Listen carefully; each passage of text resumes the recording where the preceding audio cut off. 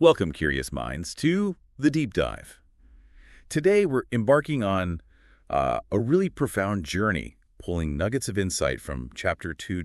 This delves into one of the most foundational texts of wisdom. It really does. In our last exploration, we left Arjuna, right there on the battlefield. He was overwhelmed by sorrow, confused, really hesitant about his duty. Yeah, a total crisis point. So, what happens when a figure like that, a legend, finds himself in such a deep crisis? That's our mission today. Yeah? To unpack the response Arjuna gets from Krishna. We're focusing on the core teachings of Bhagavad Gita's Chapter 2, the one known as Sankhya Yoga. Exactly. It's a pivotal moment, truly. Arjuna has literally laid down his weapons. He's declared he won't fight. Right. And that marks the real start of the Gita's profound spiritual instruction. What's fascinating, I think, is how Krishna doesn't just offer, a comforting word. No, it's more like a radical, almost challenging shift in perspective he demands.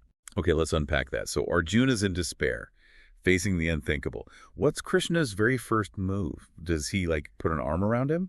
Or is it something else entirely? Well, it's pretty direct. Krishna immediately confronts that despondency head on. He basically tells him, and I'm quoting loosely here, "Hey, Arjuna, this weakness, it doesn't suit you. Get up. Do your duty." Wow. It's a powerful command, almost jarring, to just shed that indecision. And this isn't just about fighting some battle. It's bigger than that. Much bigger. It's a stark reminder of Arjuna's dharma, his righteous duty, his core purpose, the cosmic order he's meant to uphold as a warrior. So it's not just a pep talk then. Yeah. It's more like a call to, courageous self-accountability. That's a good way to put it. It makes you wonder, doesn't it? Yeah. In our own lives, how often do we maybe mistake that feeling, that emotional weakness, for, compassion or even wisdom? When sometimes it might just be hesitation, a reluctance to face what we need to do. Exactly. It's about discerning, what truly serves your highest purpose versus what just feels easier, maybe. Okay. So Krishna kind of kicks him into action. Yeah. But is that it? Does he just say, get up and fight? Or is there more? Does he give him a reason, a deeper why, especially with all that potential loss looming? Oh, absolutely he does. This is where the teaching pivots. It moves from that immediate call to action towards profound spiritual insight. Right. Krishna introduces the concept of the Atma, the soul. He teaches that, and again paraphrasing the essence, the soul isn't born, nor does it die. Nothing can touch it. Fire, water, weapons. No one can burn it, cut it, wet it, or dry it. Yeah. That's such a profound statement. It is. This whole idea, it's so radical, isn't it? An indestructible soul. It seems to fundamentally reframe how we think about, everything. Control, permanence, all those modern anxieties. Precisely. It suggests there's this unchanging essence beyond, the fleeting nature of our physical lives. But the implication, what is it immediately? Well, the immediate implication is huge. Mm. The body, perishable, temporary. The soul, eternal. Always. So the teaching is aimed squarely at alleviating that deep fear of death and the sorrow that comes with it. It does this by shifting Arjuna's whole perspective away from the transient towards the everlasting. It invites us to really consider what actually endures beyond the surface. That's the core of it. Okay, and beyond the soul. Then Krishna introduces karma yoga. What exactly is that, and why is it so, revolutionary? Yeah. Especially today in a world obsessed with outcomes. Right. So Krishna then explains the immense importance of karma yoga. And simply put, it's the practice of doing your duty, but without being preoccupied with or attached to the results. Okay. His famous teaching, the one everyone knows, is basically do your duty, don't worry about the results, which, as you say, is pretty counterintuitive for us now. It sounds incredibly liberating, I have to say, but also immensely challenging. I mean, how do you really separate yourself from the outcome? So much of our motivation, our sense of success or failure, it feels tied to those results. That is the core tension, isn't it? It really is. It demands a radical shift in focus. Away from the fruit of the action towards the action itself. Just the doing. Just the doing. Imagine the psychological freedom in purely concentrating on your efforts. Trusting that, the right results, whatever they may be, will follow naturally. It's really a call to find fulfillment in the process rather than being sort of enslaved by expecting a specific outcome. It suggests our real power, our agency, lies in the quality of how we act. Not just what happens afterwards. Exactly. Not in the external effects. Wow. That reframes so much.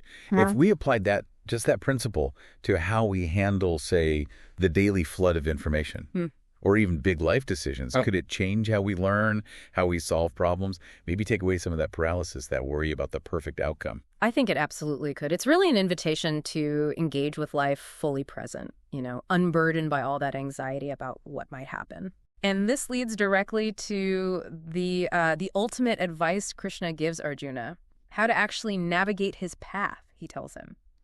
Keep a steady mind, abandon attachment, abandon sorrow, stay committed to your dharma. Regardless of what's happening around you. Regardless of external circumstances, yes. And what does that kind of steadiness actually look like in practice? It sounds almost superhuman. Well, Krishna explains that a true yogi, someone who's achieved this balance, is someone who stays equanimous. Equanimous. Yeah, balanced. In the face of pleasure and pain, gain and loss, victory and defeat. It's not about suppressing emotions, not at all. Okay. It's about cultivating an internal stability, one that isn't just pushed around by external events. It's about recognizing that both good fortune and bad fortune are, well, transient, temporary. And staying anchored. Staying anchored in your deeper purpose, yes. That's a profound anchor to have in what feels like a pretty chaotic world. It makes you think maybe true resilience isn't about avoiding the ups and downs. Yeah. Maybe it's about developing that inner core that sort of remains undisturbed by them. Indeed. It's about finding that core of calm, right in the middle of the storm.